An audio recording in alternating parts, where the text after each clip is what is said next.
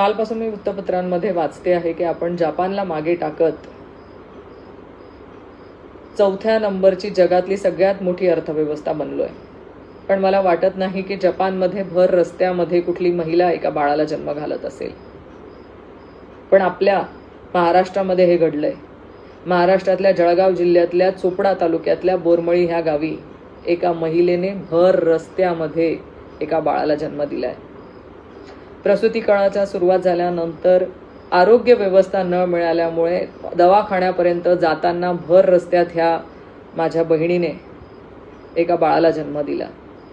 आणि हे घडलंय जळगाव जिल्ह्यामध्ये, ज्या जळगाव जिल्ह्यामध्ये 4 मंत्री आहेत. खरं प्रत्येकाला लाज वाटावी आणि प्रत्येकासाठी लाजीरवाणी बाब म्हणावी लागेल की भर रस्त्यामध्ये माझ्या लाडक्या बहिणीने एका बाळाला जन्म दिला. काय तर फक्त आरोग्य व्यवस्था न मिळाल्यामुळे.